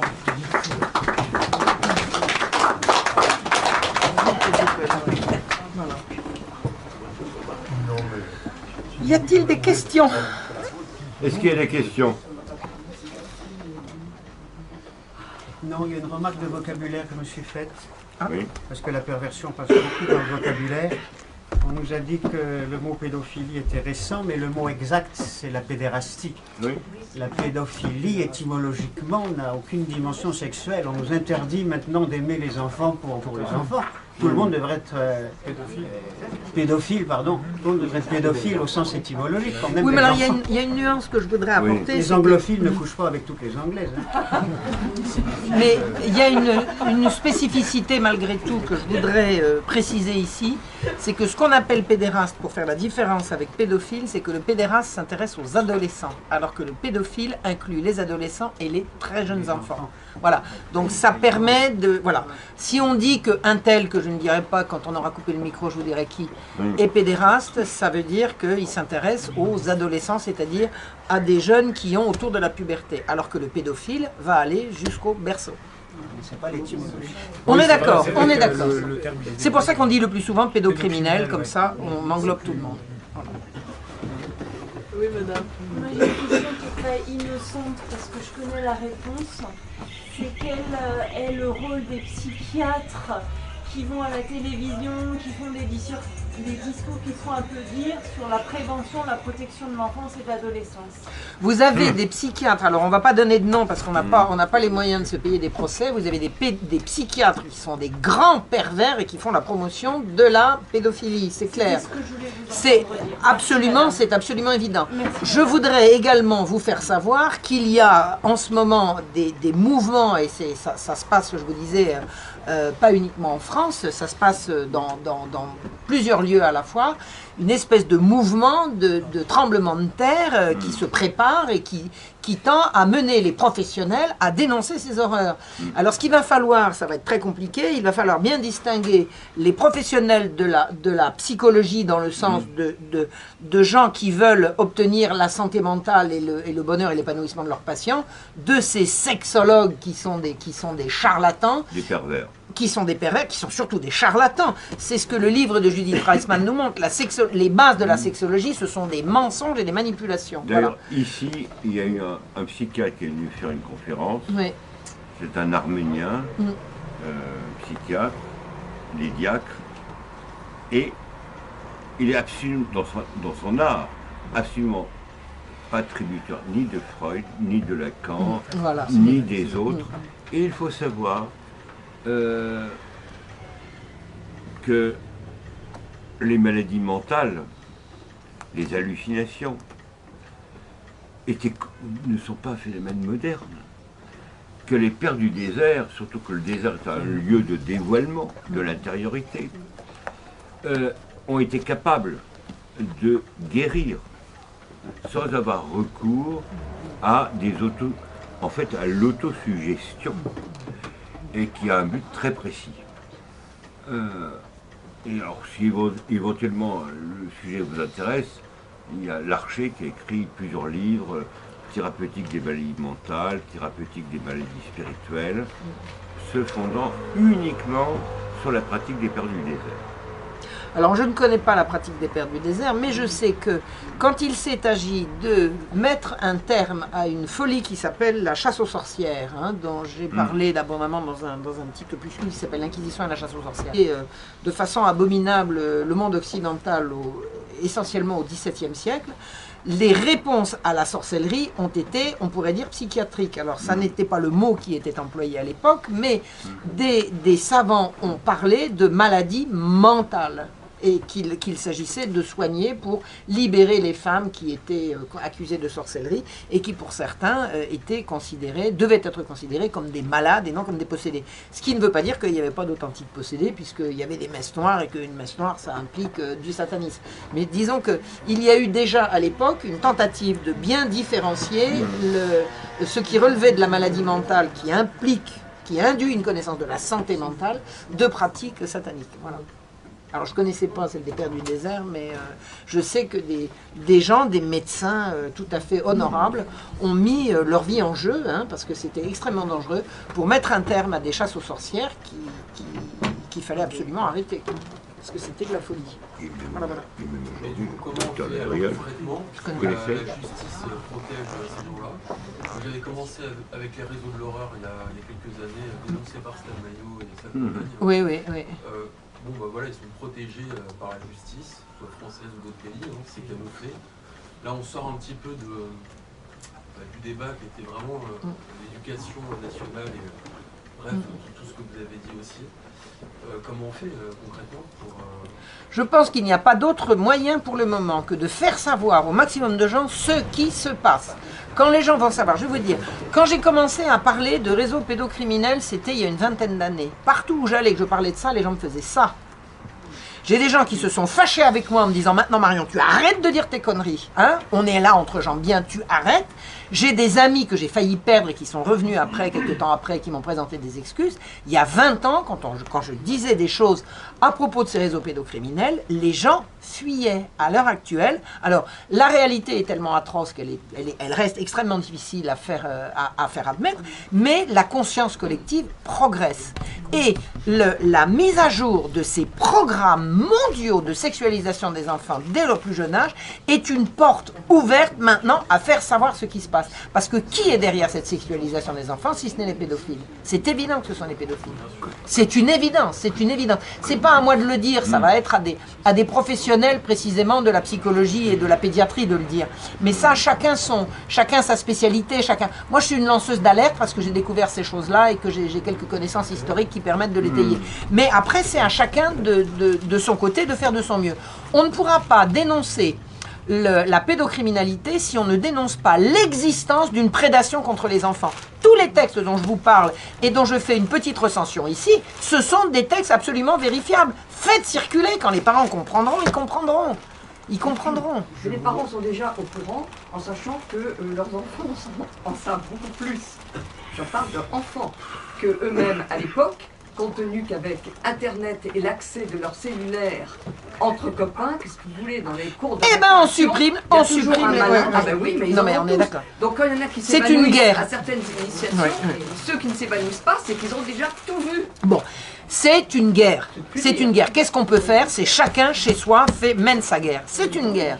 Et c'est une guerre, c'est mortel. C'est mortel. Si on ne fait rien pour arrêter ça, il n'y aura plus d'humanité. Il n'y aura plus d'enfance, il n'y aura plus de famille. Moi, j'ai regardé dans les droits sexuels. J'en ai parlé récemment quand j'étais au Festival du Pays Réel. J'ai dit, il y a dans les droits sexuels, et c'est en train de devenir une réalité, un droit accordé aux enfants qui consiste à pouvoir récuser l'autorité de leurs parents si leurs parents remettent en cause leurs droits sexuels. Oui, c'est-à-dire qu'un gosse va pouvoir dire, oui, monsieur le juge, oui, le monsieur, là, c'est lui avec qui, c'est lui que je veux qu'on entende, mon papa, il n'est pas d'accord avec moi. Et on pourra retirer des enfants à leur père pour le donner à des prédateurs. C'est dans les tuyaux, c'est déjà là. Alors, je sais que le mal est déjà très très avancé. Pardon, j'ai pas entendu. Eh ben voilà, eh ben on y est. En France, on n'y est pas encore, mais c'est dans les tuyaux, c'est au programme. Il faut se réveiller maintenant, c'est la guerre, c'est la guerre. Je voudrais juste apporter une information ouais. au monde. S'il vous plaît.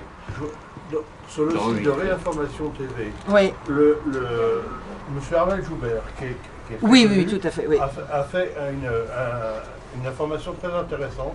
Sexe et pornographie dans les livres scolaires. Scandale dans les écoles catholiques et publiques. Il y a maintenant, dans tous les livres scolaires, les informations pour les enfants, pour pouvoir justement faire ce qu'ils veulent de leur corps. Exactement. Et ça, c'est maintenant. Oui, oui, c'est maintenant. L'information est passée sur le site d'égalité et réconciliation. Non, mais moi j'ai lancé l'alerte le 3 septembre ou le 4 septembre à Chiré. Hein, c'est là que j'ai lancé et je vois que c'est en train de se réveiller. Enfin, je veux dire, l'information circule. L'information circule. Mais on ne fera rien si on donne pas l'information aux instituteurs. Les instituteurs ne sont pas tous des pervers, je veux dire, faut quand même être sérieux. Il y en a plein qui ne veulent pas voir, mais pardon ? Pour votre information, Vigile Gender a édité des petits fascicules pour tout ce que vous racontez, oui. Pour à peu près tout, sauf ce qui concerne Kisley, et très bien indiqué ce qui se passe et ce qui concerne nos enfants dans les écoles. Voilà, il faut absolument faire circuler l'information. De toute façon, le mal se fait parce que la vérité n'est pas en plein jour. Quand la vérité sera en plein jour, c'est le seul moyen de l'arrêter. C'est le seul moyen. On n'empêchera pas qu'il y ait des gens qui vont être d'accord en disant « Oui, moi je trouve ça très bien que ma fille, elle apprenne qu'elle a un clitoris et que si et que là. » Mais la majorité dira « Non mais mêlez-vous de vos affaires et laissez mes enfants tranquilles avec ça. » Moi je raconte des trucs, j'aime autant vous dire que pour écrire ce truc-là, j'ai mis 3 mois. Bon, ça fait quand même 1 an que je suis sur le sujet très précisément. Mais pour écrire ce petit fascicule qui m'a été demandé à l'issue de mon intervention à Chiré au mois de septembre, j'ai passé 3 mois. Vous n'imaginez pas ce que j'en ai bavé. Vous ne pouvez pas vous imaginer ce que j'en ai bavé. Il faut aller chercher des informations qui vous mettent l'estomac au bord des lèvres. Eh bien, il faut y aller quand même. Et la force du mal dans ces choses-là, c'est que on a naturellement envie de se boucher les yeux. Et à propos du livre de Judith Reisman qui se vend en petite quantité, ça commence à monter, mais c'est petit à petit seulement. Pourquoi? C'est parce que les gens ont un réflexe sain de se protéger contre des informations qui sont trop angoissantes. C'est un réflexe sain, mais c'est un réflexe qu'il faut savoir surmonter. Il faut savoir surmonter. Et je vous assure que pour écrire un truc comme ça, il a fallu que je surmonte mon dégoût, ma révolte et mon envie, plus souvent qu'à mon tour, de pleurer. Mais il faut y aller quand même, oui. Comment se fait-il que l'on laisse depuis maintenant des années le Festival de l'Enfer, qu'on a traduit en anglais pour que tout le monde ne comprenne pas, surtout dans les campagnes, à Clisson, à côté de Nantes, et il m'a été dit que... parce que c'est avec l'argent du ministère de la Culture. Parce que la République est maçonnique et satanique, c'est tout ce que je vous dis. Il a été demandé, paraît-il, à la SNCF de bien vouloir faire des trajets directs à moitié prix pour que la jeunesse puisse aller facilement au Festival de l'Enfer. Mais la République est maçonnique et satanique. Pour Lourdes, oui. Pour Clisson, non. Bravo. Merci la SNCF. Vous pouvez demander Oui, ça m'intéresse pas. Et l'affaire du choral, est-ce que tu en parles? Non, je ne parle pas d'affaire de... Je ne parle... Non.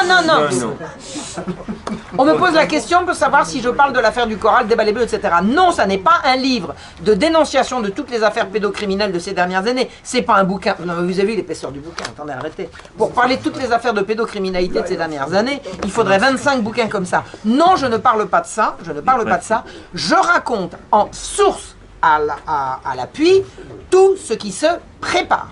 Tout ce qui se prépare, source à l'appui. En matière de sexualisation des enfants, de banalisation de la perversion et de tout ce qu'on fait pour détruire l'enfance, détruire la famille, détruire les femmes. C'est l'hydre de la sexualité pour tous qui avance et qui est là pour nous détruire.